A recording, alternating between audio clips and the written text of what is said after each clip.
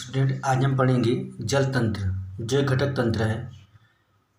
मैं आपको बता दूं कि जल की 3 प्रावस्था होती है: बर्फ, द्रव, गैस।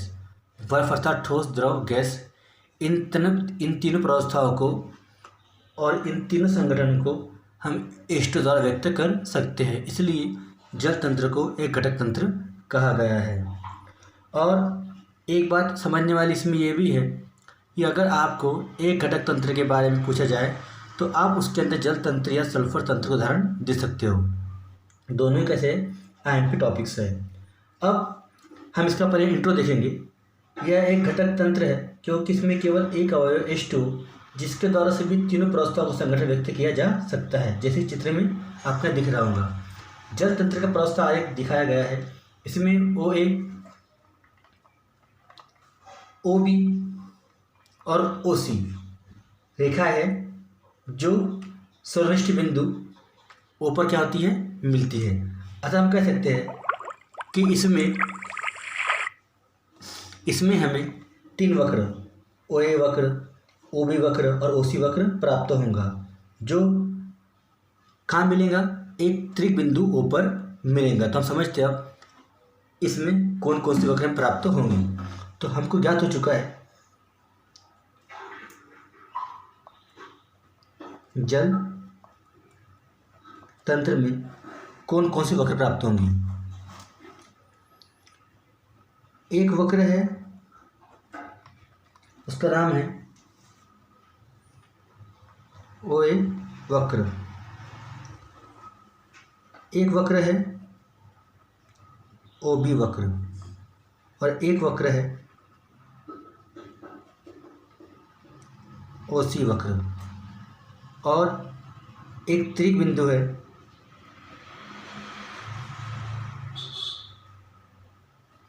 जो क्या है, O है। तब हमें इन तीनों पॉइंट को यहाँ कवर करते हुए आगे चलना पड़ेगा। तो हम सबसे पहले बात करते हैं OA वक्र के बारे में। तो हमें वक्र OA को देखने पर निम्न बातें समझ में आने वाली है। देखिए, इस OA वक्र में द्रव और वाष्प अर्थात जल द्रवावस्था में होगा और जल वाष्प अवस्था में होगा, वो साम्य में होंगी। और केवल त्रिक बिंदु पर 3 सब प्रावस्था साम्य में होंगी, बाकी इस वक्र के हर जगह पे द्रव और वाष्प साम्य में होंगी। और यह क्या है, यह जल का वाष्प दाब वक्र भी है।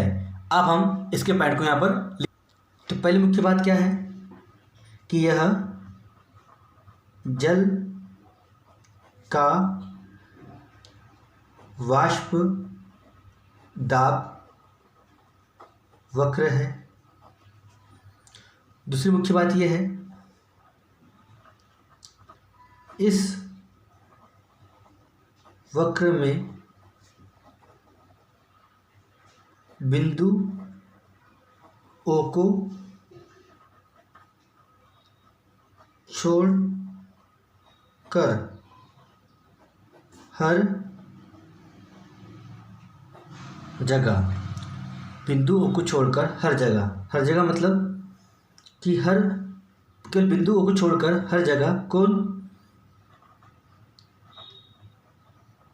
H2 द्रव व H2O वाष्प क्या होगा, साम्य में होगा। ये हमने कितने पॉइंट हो गए, दूसरा पॉइंट। ये तीसरा पॉइंट ये है कि अब जब 2 प्रावस्था साम्य होंगी तो उसमें लगेगा प्रावस्था का नियम लगाएंगे, F बराबर C - P + 2। अब F जैसा का वैसा, C की वैल्यू 1, एक घटक तंत्र है, 2 प्रावस्था साम्य में 2 आएगा, ये 2, तो क्या हो जाएगा, 2 से 2 कट जाएगा और क्या आएगा, अर्थात जो जल तंत्र है अर्थात OC वक्र है वो एक चर तंत्र है। अब बात आती है, अगला पॉइंट, यदि हमने दाब को निर्धारित कर दे तो दाब स्वयं क्या हो जाएगा, निर्धारित हो जाता है। अर्थात वक्र OA को जब भी हम लिखें तो उसमें बातें लिखना बिल्कुल ना भूलें कि जल का वाष्प दाब वक्र है। इस वक्र में बिंदु O को छोड़कर हर जगह H2O द्रव और H2O वाष्प क्या होते हैं, साम्य में होते हैं। इसकी कोटि कितनी आती है, 1 आती है। ताप को अगर हम निर्धारित कर देंगे तो दाब अपने आप निर्धारित हो जाएगा। ये अपनी होगी पहला वक्र OA। अब अगला वक्र आता है नंबर 2, वक्र OB। तो पहला पॉइंट क्या है, इसमें पहला पॉइंट यह है कि यह बर्फ का वाष्पदाब वक्र, किसका वक्र, बर्फ का वाष्प दाब वक्र या ऊर्ध्वपातन वक्र है।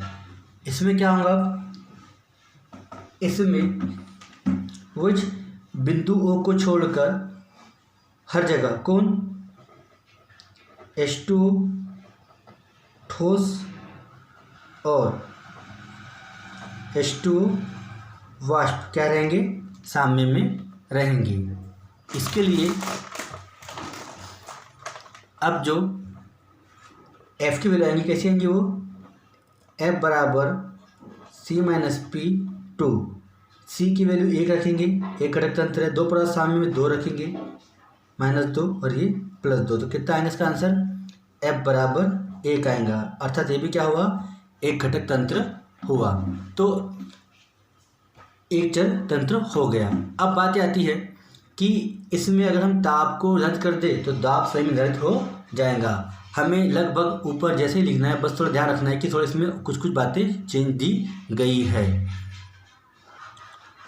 अब अगला वक्र आता है वक्र OC। इसमें सबसे मुख्य बात यह है कि इस वक्र में ये क्या है, ये बर्फ का हिमांक या गलनांक वक्र है।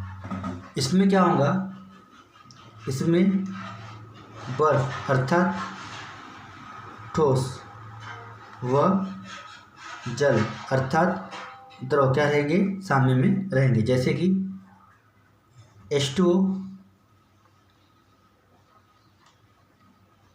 बर्फ गर्म किए तो क्या बन जाएगा, H2O द्रव, ठंडा क्या बन जाएगा, गर्म करने पर गलनांक, ठंडा करने पर हिमांक। इसमें क्या होंगी, 2 परास्था क्या होंगी, साम्य में होंगी। अर्थात हम लिखा सकते हैं इसकी F की वैल्यू C-P+2, F बराबर C की वैल्यू 1, P की 2 और यहाँ भी 2, क्या होंगे इसका भी F बराबर 1। इस तरह हम लोगों ने तीनों वक्र पढ़े, तीनों के लिए F की वैल्यू 1 आ रही है। तो इसका मतलब होता है ये एक चर तंत्र है। जो पहला वक्र था OA वक्र, वो वाष्पदाब वक्र था। जो वक्र B था वो वाष्पदाब वक्र या ऊर्ध्वपातन वक्र था। जो वक्र OC है वो गलनांक वक्र या हिमांक वक्र कहलाता है और इसमें 2 परास्था साम्य में रहती है। ठीक है, तो अभी हम यहाँ पर ये समझ चुके हैं और आप लोग इसको अच्छे से भी पढ़ सकते हो नोट्स में से। अब बात आती है अगला पॉइंट, त्रिक बिंदु। जो मेन पॉइंट है त्रिक बिंदु नंबर 4। त्रिक बिंदु O के बारे में। इस त्रिक बिंदु पर क्या होता है, 3 परास्थाएं साम्य में होती है। कौन कौन सी, H2 ठोस साम्य में है, H2O द्रव के साम्य में है, H2O वाष्प के। तो यहाँ पर क्या होगा, 3 परास्थाएं साम्य में होंगी, तो इसके लिए F की वैल्यू कितनी आएंगी, F बराबर C-P+2। तो F बराबर C की वैल्यू कितनी है, P की वैल्यू कितनी आएंगी, साम्य में है, इसकी वैल्यू क्या हो जाएंगे, F बराबर यहाँ कितना है, 0 आएंगे, F बराबर 0।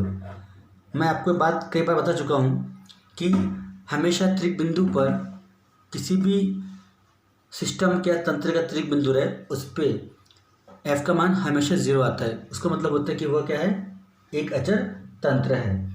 तो अब मैं बोल सकता हूँ इसको अपनी भाषा में भी, ओ वक्र के अनुसार बिंदु ओ पर जल वाष्प और ओ बी वक्र के अनुसार बिंदु ओ पर बर्फ और वाष्प साम्य में। इस प्रकार बिंदुओं पर तीन अवस्थाएं साम्य में, बर्फ जल और वाष्प साम्य में, इसलिए बिंदु ओ को त्रिबिंदु कहा जाता है। बिंदु ओ पर स्वतंत्र कोण शून्य है क्योंकि तीनों अवस्था किसी निश्चित ताप पर दाब के साम्य में रह सकती है, जिसको अक्षर निर्धारित नहीं किया जा सकता, इसलिए यह अचल तंत्र है। इस प्रकार हमें यह प्राप्त होता है। और बिंदु ओ पर जल 0 अंश सेल्सियस न जमकर 0.009 अंश सेल्सियस जम जाता है, जहाँ दाब 4.58 मिमी है, क्योंकि यह तो जल लिया गया है वह वायु रहित है। वायु में संतृप्त जल 0 तथा एवं दाब पर जमता है। तो ये आपको जो पॉइंट मैंने बोला हूँ ये आपका डायग्राम में दिखेगा।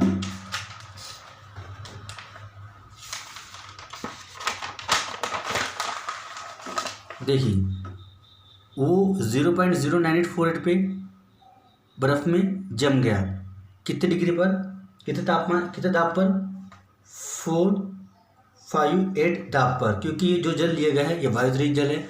और हम जो जल लेते हैं, जो हमारा कॉमन जल होता है वो वायु जल होता है, जो कि 1 दाब पर जम जाता है। तो यहाँ ये बात समझने वाली बात है, आप यहाँ ध्यान दीजिएगा जब भी आप पढ़ते हो। तो इस तरह हमारा ये जल तंत्र यहाँ पर खत्म होता है। तो देखिए, हाँ एक बात और है, इसमें क्षेत्रफल होंगे। क्षेत्रफल कैसा होगा, अब देखिए AOC वो क्या शो कर रहा है, द्रव को, फिर